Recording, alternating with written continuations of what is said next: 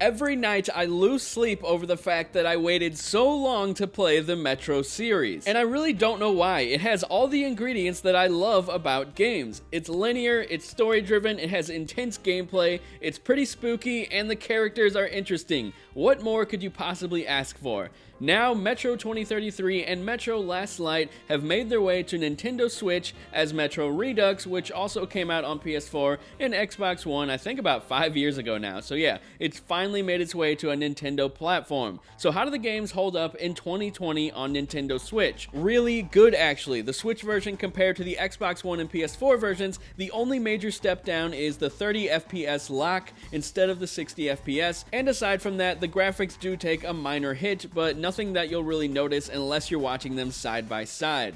So without further ado, let's jump on into the Nintendo Enthusiast Metro Redux review.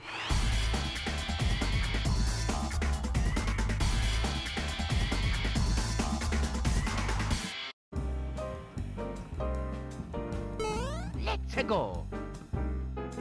In 2010, many first-person shooter fans found themselves wandering the dark tunnels of Metro 2033 for the first time. Metro 2033 quickly ingrained itself in the hearts of gamers worldwide due to its dark, dystopian atmosphere and intense gunplay. Thus, it spawned a franchise. Metro Redux contains updated versions of both 2033 and its first sequel, Last Light. 22 years prior to the events of 2033, a nuclear war devastated the Earth and forced survivors to migrate into the Moscow subway system. Survivors were forced to fend for their lives against mutated animals, communists, Nazis, and the harsh, unforgiving environments of the tunnels. In 2033, the station exhibition is attacked by supernatural creatures known as Dark Ones. Players take the role of a young man named Artyom, and he finds himself thrust into battle for humanity's survival against these mysterious foes. The story proceeds slowly yet deliberately, forcing Artyom to fight his way from station to station on his quest. It encourages you to explore your surroundings, taking in the harsh reality of the post-apocalyptic Moscow. Everything feels alive in Metro 2033 and Last Light. Stations and their citizens are just barely hanging on to life, and the tunnels are brimming with debris and corpses. Even the surface areas feel like a deserted wasteland ravaged by mutated creatures. If there's one area where both games truly shine, it's here. Every time you get to a new setting, the environments tell a story. And as you make your way through the decayed Metro system, not only will you have to fight the terrors within, but also with limited supplies and deadly environments. Tunnels are rigged with easily sprung traps, and the air outside will poison you without protective equipment. Your keys to survival are observation and conservation. There are two sets of decisions you need to make when starting your game. The first simply relates to the difficulty. Metro Redux offers both normal and hardcore modes, which differ mainly in resource availability and the combat difficulty. Two other difficulty options, Ranger and Ranger Hardcore, amp up the immersion by reducing or removing the HUD elements, in addition to further reducing supply pickups and increasing the combat challenge. The other choice, Survival or Spartan, relates more to the gameplay style. Survival is akin to the original Metro 2033, more survival horror oriented with greater emphasis on resource management. Spartan, on the other hand, is more like the original Metro Last Light, more fast-paced and action-oriented. My only real gripe with Metro Redux on Nintendo Switch is the technical performance in regards to the load times. Luckily, the games provide a little narration between segments to keep things interesting in the downtime, but even when the narration ended, the load times would still take pretty long. Graphically, I didn't notice much of a difference between handheld and docked modes. Of course, a game that has realistic type graphics is going to look better on a smaller screen.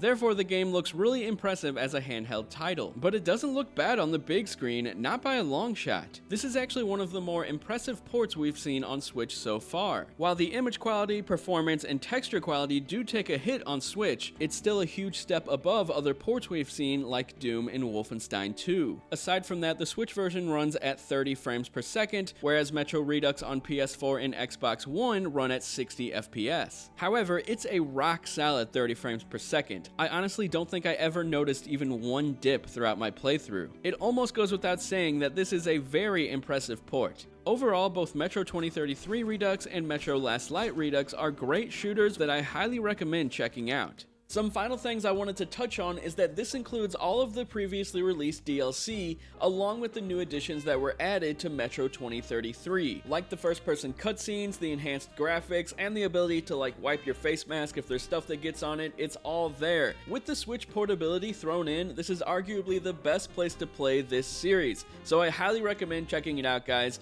Even if you don't play it on Switch, play it somewhere else, because these games are really good, and I think they need a bit more recognition, because I don't ever hear a lot of people talking about them. And speaking of this series, Metro Exodus, I would love if that came to Switch. That was one of the best games of last year, and I highly recommend checking out that game as well. It's so good. I'm playing through the DLC right now. My god, is it perfect. So yeah, thanks a lot for watching, guys. Be sure to let me know what you think of the Metro series down in the comments section below. Do you plan on picking up Metro Redux on Nintendo Switch? Let me know, and thanks for watching. I will talk to you guys later.